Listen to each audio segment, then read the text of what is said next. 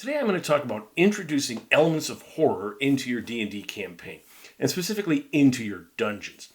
And the inspiration for this video came from two sources. One was the most recent video from Bandit's Keep, in which he goes over the sample dungeon from the third book of the box set, and also from my recent series where I went over both levels 1 and 2 of the Dungeon of the Mad Mage. You know, and one of the things Daniel of Bandit's Keep talked about in that video was the number of empty rooms and hallways in that sample dungeon. You know, we're used to thinking that they should be full of things or whatever. Why is it, so empty? But he said, that gives it a sense of horror. This place is long abandoned, a place of dread. And at the other end of the spectrum is the Dungeon of the Mad Mage, in which, it's a deadly place, but there's also a lot going on there, from, paying a fee to go through the yawning portal to get inside. All the various groups vying for power and moving back and forth among the levels. You have marketplaces and such. And of course, Hallister himself, constantly interacting with the players, providing some gag elements. It just doesn't seem like a creepy place. So today I'm going to give you some tips on how to add that element of horror to your campaign. So, cue the intro.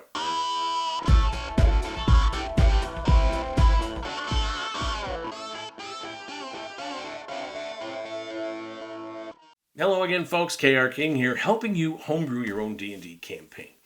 And a big part of that process is creating dungeons, whether the modern sort of 3 to 5 room dungeon of today, or if you want a blast from the past, creating those mega dungeons.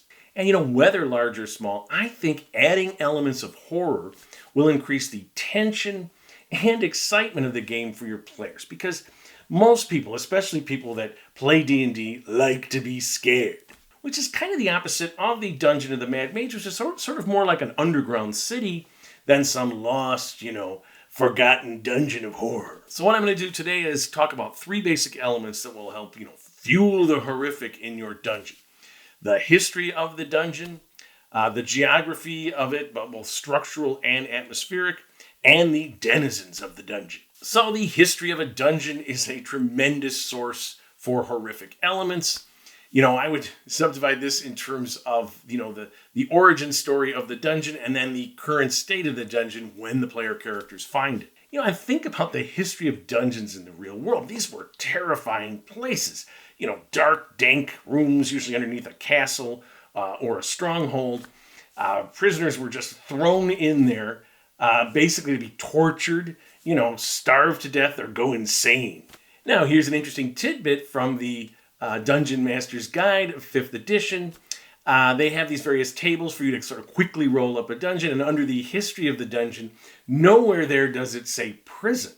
And a lot of people, including my friend Fred Wheeler of How to D&D, are constantly talking about how bad the 5th edition Dungeon Master Guide is, especially in regards to other earlier editions. And I find myself trying to defend it because I'm always saying, well, it is a, somewhat essential guide if you're trying to homebrew a campaign. But, here is one of those examples where I'm a little like, oh, boy. Because the problem with the chart approach, in this book is, oftentimes they just give you this list of very cursory explanations and they don't, give you information to flesh it out, which is kind of what a Dungeon Master Guide is supposed to do. All right, so I'm willing to suspend my disbelief and, say, okay, in a fantasy setting, the term dungeon is expanded beyond its, historical usage as a prison, and it'll include all sorts of things, like tombs and, temples or mazes or, treasure troves, something like that. But I also think that there should, on this chart, have a dungeon whose history was to serve as a prison. And as such, this was a place of horrific violence, right? The prisoners were being tortured, starved, executed by their captors, and possibly preyed upon by the other prisoners. You could have prisoners pitted against each other by the captives, or like betting on who would win. And these captives could be an array in a fantasy setting of various humanoids and monsters. And you could have humanoids and monsters, in service of the prison guards to do their will. In other words, a prison dungeon gives possibilities of horrific behavior and circumstances at a limitless degree. All right, so next you have the current state of the dungeon. That is, what is its purpose or usage, or, does anyone know about it when the players encounter it? And in the GMG guide, again, there is a chart that they have to roll to see the current state of a dungeon. And here, again, you find something very interesting. There's only a 10% chance that a dungeon is still controlled by its original creators, and only an additional 15% that it's controlled by another force, and even there it's a little vague, because presumably the force that conquered the dungeon from the original creators might have vanished as well. But that means that the 5th edition designers thought that 75% of the time a dungeon would have been abandoned by its original creators, and then either overrun by other creatures, in other words, to use as their lair, or also by maybe constructs left behind by the original builders. But this original history can be used to stamp upon a dungeon elements of horror. I mentioned the classic prison dungeon. Imagine the ghosts of those who were horribly tortured or executed in a dungeon, or the pits in which they were just tossed, left to starve. These halls once rang with the lamentations of those just waiting in a pitch-dark room for their torturers to reappear. I mean, that's pretty horrible. And you can see how cross-referencing the history and the current purpose of a dungeon allows for all sorts of horrific ideas. So let's say you have a temple, which was the site of all sorts of sacrifice, and torture and evil sect. And then it was, the cult was destroyed by some kind of magical disaster. The evil priests were summoning some powerful demon. The summoning ritual went wrong. The demon escaped their control, wreaked its vengeance. The halls are covered with the blood of these priests. Or you have the tomb of some tyrant who was slain by his own people as a penance for the complicity that they had in his crimes, and now it is cursed by the gods and shunned. The crimes of the past of that old tyrant will linger in the rooms and hallways of a place like that, and they will, create an ambiance that will affect all those who enter it. And not only that, but this ambience will attract like-minded creatures. We think of undead as shambling through the world, lamenting their undead status and being so angry at those who live. Well, a cursed temple like this would attract them, because the very structure would mirror their own utter despair. And I can imagine these undead creatures looking at this treasure, cursed by the crimes of those who accumulated it, just waiting for the living to come with their greed to wreak their vengeance, and ever hopeful that they could inflict the fate that the gods did to them, eternal sleepless torment. So the next topic is the geography of the dungeon. As I mentioned, this is both structural and atmospheric. And again, these are a byproduct of the history of the dungeon and its current state. So let's say you have a dungeon that served as a maze. Well, the structure is pretty obvious, a maze. But what about the fate of its victims? If it's a classic maze with a minotaur, say, at the center, are they all gathered there? Or, did the minotaur pick them off at different sections? And then how did the minotaur kill them? Again, is the minotaur still there? But let's say not. But, you see the ripped from, the bones ripped right apart in terms of the skeletal remains. And you describe that to the players, as they're moving through, that these, skeletons obviously suffered some horrific death. And they'll know what awaits them at the center of the maze. But, a D&D maze can simply be kind of a torture chamber in which those thrust into, let's say, teleported inside. There is no chance of escape. There is no exit. There's teleport rooms. You keep shifting back and forth, shifting hallways. You see doorways that are very tantalizing. And then you come upon the same set of hallways. You can never escape. And in this way, the dungeon thwarts its victims, and they begin to realize there is no escape. Finally, there is no food. Finally, they just, die of starvation. And perhaps they've scratched out the details of their fate, or something, if you ever hear of this person talk to my love, begging for forgiveness to the gods that put them here. And the structure of a prison contains, torture rooms and pits and places where you can really build up the sense of horror and dread as you're describing them. An evil temple may have bloodletting rooms or sacrifice areas. A tomb may have, rooms where either enemies of whoever is buried there or fellow priests or whatever were entombed, perhaps to accompany them to the next world. The long abandoned death maze may contain, the old sad house elements, pit traps that are 100 feet deep, passages that start to slope and then go down into a chute, into like a room filled with acid. The mirrored funhouse thing that's accompanied with shrieks of pain or demonic laughter. And then the second part of the structural aspect of dungeons, which helps to fuel the sense of horror, is atmosphere, right? And again, the background and history gives this. Daniel in his video talked about how deserted rooms and hallways give you this sense, of dread and despair. Think about an abandoned building, whether it's, just an abandoned house, you find in the woods or something, or a large-scale building. When I was a very young kid in Detroit, we would occasionally go to the Detroit train station to meet people coming into town. And then as an adult, me and my friends went back. The train station had been abandoned for years. The windows were all smashed. It was this huge structure, this grand, entranceway where the tracks were. It was very disturbing to be in this building that had once, housed all these people and seen people coming back and forth and being used, and now it was deserted. And with a fantasy setting, the effects of this sort of abandoned structure are more than just emotional, right? They can have magical effects as well. So let's say you have a long abandoned temple that was destroyed by internal conflict. And its last adherents sealing themselves inside, waiting for Judgment Day, their crazed leader promising them eternal salvation, but instead only delivering hideous, agonizing death. So the player characters discover this long sealed up, temple/tomb, and they enter. And in that first moment, you should establish, a sense, an atmosphere of horror. The air is stale. No, it's not just stale. It's wretched. Maybe a, DC 15 con save, or else you just begin to, retch uncontrollably. And then as the players move their way along, dust-choked, fetid hallways, they begin to hear strange whispers, be very soft at first, but growing in intensity. It's a language long forgotten, but the mood is very clear. One of lamentation, one of despair, maybe an anger at these intruders. These are the lamentations of both the innocent and guilty, still trapped inside, whose souls still move among the hallways of this befouled temple.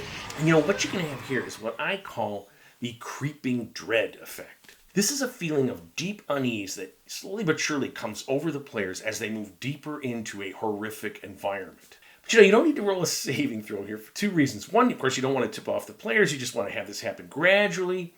But also, it's a game mechanic I've used where if you have a really powerful psychic effect, its high DC is not reflected just in a roll, but in the fact that it comes on very slowly, inevitably, and if you stay too long, it gets you. The players begin to have this sense of dread. They hear strange noises. They see images out of the corner of their eye. One player hears a plaintive, deep sobbing of some personages that they sort of vaguely remember from their childhood. Another player begins to feel a chill deep inside. They can't shake it off, and then they begin to shiver and quake. And soon enough, the players begin to get more and more exhausted. They find themselves unable to focus. All they can think about are the most primal, horrific fears inside their psyche. And if allowed to go unchecked, soon enough the player becomes unable to move. They go into a catatonic state, while inside their mind are images and sounds too terrifying, too strange, and too cruel for a mere mortal to comprehend. And this is sort of the classic Lovecraftian idea of horror, entities or beings from places that are so unfamiliar to us that, merely experience them can cause insanity. And obviously these atmospheric effects, sights, sounds, smells, taste and touch should reflect, the, history of this dungeon and its current state. So suppose you had a mine which was overrun by planar creatures.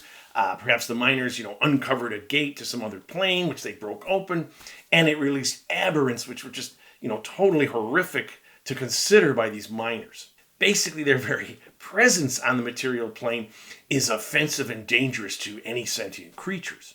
But here's the thing, perhaps these aberrations found, being on the material plane just as offensive and whatever, so they resealed the tomb, but they left behind a few of their kind. And so what lingers are some atmospheric effects of those aberrants. Weird fisheye perspectives in certain rooms. Walls that burn with an intense cold when touched. Smells that cause hallucinations. All sorts of oddities and weirdness in terms of the ordinary senses of, most humanoids. And all of this should come over the players in a slow, creeping burn, right? Something that you describe with more and more graphic detail. Sounds suddenly become muffled. You can barely hear yourself speak. And suddenly everything is ear-shattering intensity and then nothing. And the players should become aware that as they go deeper and deeper into the dungeon, these atmospheric effects grow in intensity. And here's the thing, if it's not, wasn't sealed in all time, it's just dungeon that's open. You could have had others that came into a certain, distance into the dungeon and were like, I gotta get the hell out of here. Others that became trapped there.